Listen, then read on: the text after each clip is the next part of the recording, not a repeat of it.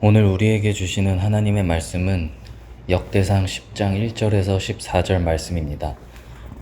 블레셋 사람들과 이스라엘이 싸우더니 이스라엘 사람들이 블레셋 사람들 앞에서 도망하다가 길보아 산에서 죽임을 당하여 엎드러지니라.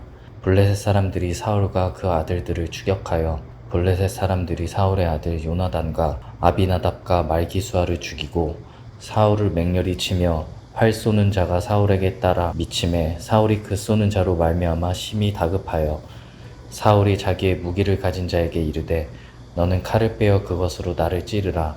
할례 받지 못한 자들이 와서 나를 욕되게 할까 두려워하노라. 그러나 그의 무기를 가진 자가 심히 두려워하여 행하기를 원하지 아니하매 사울이 자기 칼을 뽑아서 그 위에 엎드러지니 무기 가진 자가 사울이 죽는 것을 보고 자기도 칼에 엎드려져 죽으니라.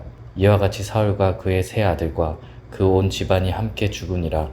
골짜기에 있는 모든 이스라엘 사람이 그들의 도망한 것과 사울과 그의 아들들이 다 죽은 것을 보고 그 성읍을 버리고 도망하매 블레셋 사람들이 와서 거기에 거주하니라.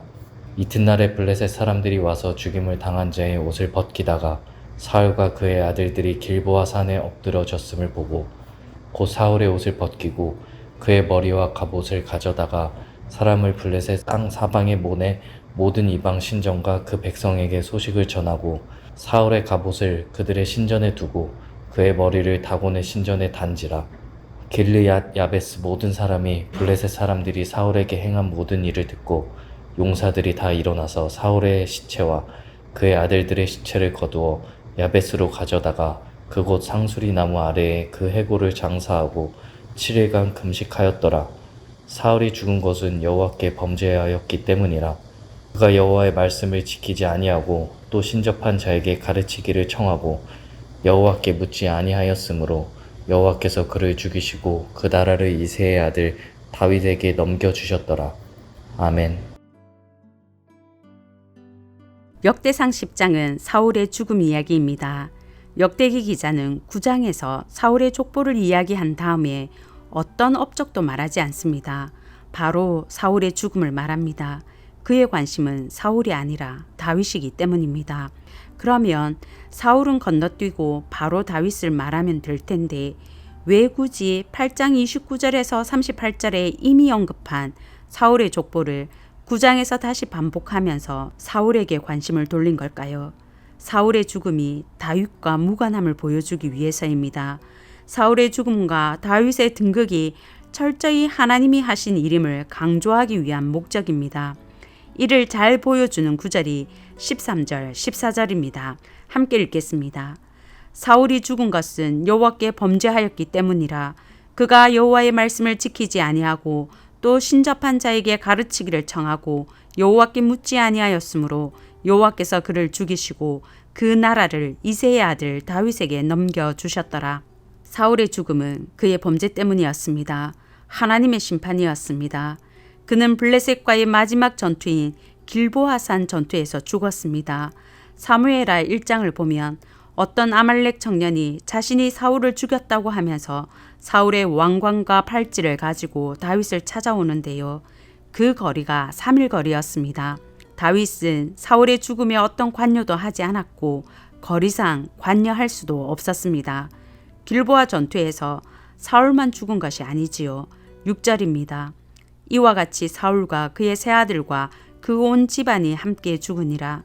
사울의 온 집안이 함께 죽었다고 하는데요. 사무엘상 31장 6절은 조금 다릅니다.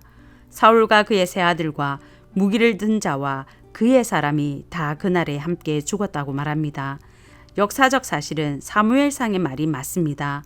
사울의 넷째 아들 이스보셋과 요나단의 아들 무비보셋은 그날 죽지 않았습니다. 살아 있었습니다. 무비보셋은 이때 5살입니다.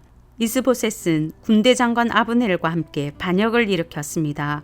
11지파의 왕이 되어 7년 6개월을 다스리는데요.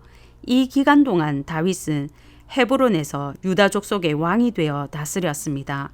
이스보셋과 무비보셋은 살아 있었는데 심지어 이스보셋은 11지파의 왕이 되었는데 역대기 기자는 왜 사울의 온 집안이 함께 죽었다고 말했을까요?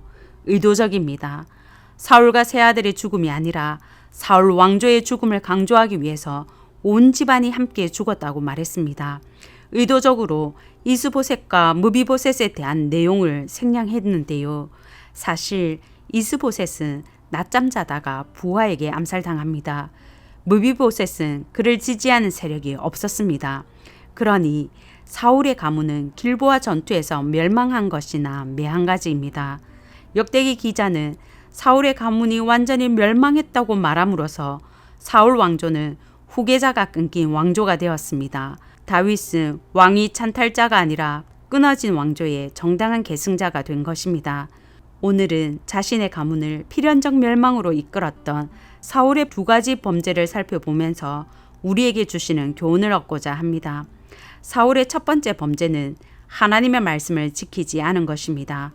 말씀을 지키지 않은 것이 가문이 멸망하고 왕조가 끊어질 만큼 큰 일인가 싶습니다. 이렇게 생각하는 이유는 우리가 모든 말씀을 지키지는 못하기 때문입니다. 말씀을 지키지 않을 때가 많기 때문입니다.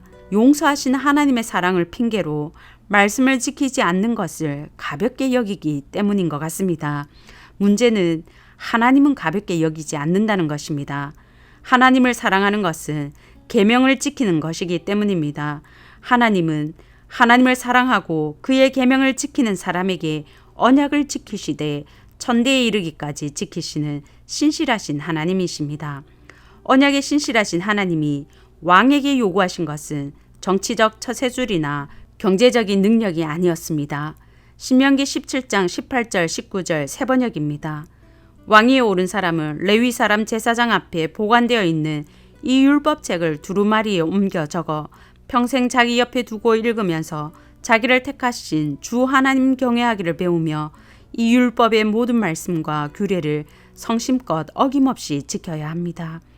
하나님은 평생 말씀을 옆에 두고 읽으면서 모든 말씀과 규례를 성심껏 지키라고 하셨습니다. 하나님이 왕에게 요구하신 것은 말씀을 지키는 것이었습니다. 계명을 떠나지 않고 지키는 왕에게 주신 약속도 있습니다. 그와 그의 자손이 오래도록 이스라엘의 왕위에 앉는 것입니다. 사울과 그의 자손이 왕위를 빼앗긴 것은 블레셋보다 국방력이 약해서가 아닙니다. 사울 왕이 말씀을 떠났기 때문입니다. 사울 왕조가 멸망한 것은 하나님의 말씀을 떠났기 때문입니다. 말씀을 지키지 않으면 하나님이 심판하시지요. 이 사실을 역대기의 1차 독자인 포로기환 공동체는 너무 잘 알았습니다. 그들의 조상과 그들이 말씀을 떠났을 때 하나님은 바벨론을 심판의 도구로 사용했습니다. 사울 집안에 사용하신 하나님의 심판의 도구는 블레셋이었습니다. 그들에게 사울의 온 집안이 멸망당했습니다. 하나님의 심판이 아니어도 말씀을 떠나면 성도는 망합니다. 어리석은 판단을 하기 때문입니다. 말씀을 떠난 사울도 어리석은 판단을 했습니다. 어리석은 판단 하나는 진을 친 위치와 관련됩니다. 길보아산은 에스드레론 평지 남동쪽에 있었습니다. 마병을 가진 사람에게 유리한 장소입니다. 블레셋은 마차가 자랑거리였지요. 반면에 사울은 마병을 가지지 않았습니다. 사울은 자신에게 불리하고 블레셋에게 유리한 길보아에 진을 쳤습니다. 그곳에서 전투를 벌였습니다. 전쟁에서 지려고 작정한 사람처럼 말씀을 떠난 사울은 공포에 사로잡혔고 어리석은 판단을 내렸습니다. 또 다른 어리석은 판단은 그의 마지막 순간에 있었습니다. 사울은 베냐민 지파입니다. 베냐민 지파는 활을 잘 쏘았습니다. 역대하 14장 8절입니다. 베냐민 중에서 작은 방패를 잡으며 활을 당기는 자가 28만 명이라 그들은 다 큰 용사였더라. 활이 특긴 베냐민 지파 사람 사울이 화살에 맞아 중상을 입었습니다. 그는 이교도들에게 치욕을 당하기 싫었습니다. 그래서 자기의 무기를 든 병사에게 말합니다. 나를 찔러라. 병사가 말을 듣지 않지요. 사울은 자기 칼을 뽑아서 그 칼 위에 스스로 엎드러져 죽는데요. 말씀을 떠난 그는 그것이 자신의 마지막 순간에 조롱당하지 않는 방법이라고 생각했습니다. 하지만 아니지요. 사울의 갑옷과 머리는 전리품이 되었습니다. 다곤 신전에 전시되는데요. 고대 근동에서 전쟁은 신들의 전쟁이었습니다. 블레셋의 승리는 블레셋의 신 다곤이 하나님께 승리한 것으로 여겨졌습니다. 그들은 다곤의 승리를 선포하기 위해 사울의 갑옷과 머리를 다곤 신전에 전시했습니다. 만약 마지막 순간에 사울이 하나님께 자신의 영혼을 맡겼다라면 어땠을까요? 십자가의 한편 강도가 마지막에 낙원에 이른 것처럼 사울의 마지막이 달라졌을 것입니다. 하지만 사울은 마지막 순간까지 하나님께 맡기지 못했습니다. 말씀을 떠난 그는 최악의 선택을 했습니다. 이교도들에게 수치를 당하고 싶지 않아서 스스로 죽었는데 죽어서 더한 수치를 당했습니다. 그의 수치로 끝나지 않았습니다. 하나님이 모욕당했습니다. 어리석은 판단으로 그의 마지막은 더욱 비참했습니다. 사울의 두 번째 범죄는 하나님께 묻지 않은 것입니다. 블레셋이 쳐들어왔을 때 사울은 엔돌에 있는 무당을 찾아갑니다. 이유가 있습니다. 사무엘상 28장 6절 세번역입니다. 사울이 주님께 물었으나 주님께서는 그에게 꿈으로도 우림으로도 예언자로도 대답하여 주지 않으셨다. 그래서 무당을 찾아갔다고 말하는데요. 아무리 위급해도 하면 안 되는 일이 있습니다. 하나님이 말씀하지 않는다고 성도가 무당을 찾아간다. 있을 수 없는 일입니다. 그는 생각해야 합니다. 하나님이 왜 대답을 하지 않으실까? 이사야 1장 15절입니다. 너희가 많이 기도할지라도 내가 듣지 아니하리니 이는 너희의 손에 피가 가득함이라. 사울은 지금까지 다윗을 죽이려고 추격했습니다. 그의 대적은 블레셋입니다. 하나님의 이스라엘 백성을 블레셋의 손에서 구원하라고 그를 왕으로 세우셨습니다. 사울은 자신의 직무를 유기한 채 하나님이 세우신 사람 다윗을 죽이는데 혈안이었습니다. 그래서 하나님이 그의 기도에 침묵하신 것 같습니다. 사울은 하나님의 침묵 앞에 자신을 돌아보고 회개했어야 합니다. 하나님이 대답해 주실 때까지 부르짖어야 했습니다. 그만큼 잘못했고 그만큼 절박한 상황이었습니다. 하지만 사울은 하나님께 구하지 않았습니다. 손쉬운 방법을 찾아 떠났습니다. 사울은 그의 이름값을 못했는데요. 그의 이름은 샤알에서 왔습니다. 샤알은 묻다, 구하다는 뜻입니다. 그의 부모가 아들을 낳기 위해 하나님께 간절히 구한 것 같다고 말합니다. 부모님이 그렇게 간절히 기도해서 낳은 아들인데 그의 이름이 구하다인데 사울은 하나님께 구하지 않았습니다. 사실 다윗도 하나님 말씀을 어겼지요. 바세바를 간음했고 우리아를 죽였습니다. 역대상 21장을 보면 사탄의 부추김에 넘어가 인구조사도 했습니다. 하지만 다윗의 왕조는 영원합니다. 예수 그리스도로 이어지는데요. 다윗과 사울의 차이는 하나입니다. 다윗은 회개했고 사울은 회개하지 않았다는 것입니다. 사울은 용서를 구하지 않았습니다. 그의 결국은 하나님의 심판이었습니다. 성도 여러분, 하나님의 말씀을 지키지 않는 것과 하나님께 구하지 않는 것을 심각하게 생각합니다. 죄라고 하십니다. 사울의 범죄로 그와 그의 집안이 멸망당했습니다. 사울을 반면교사 삼으면 좋겠습니다. 어떤 순간에라도 말씀 안에 거하며 말씀을 지키는 성도님들 되시길 바랍니다.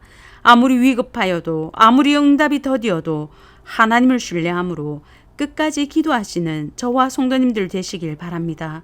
신실하신 하나님께서 응답하실 것입니다. 나를 살리고 가정을 살리고 교회와 나라를 살리실 것입니다. 이제 들은 말씀과 교회를 위해 기도하겠습니다. 첫째, 하나님의 말씀을 지키며 응답하실 때까지 인내하며 기도하게 하소서.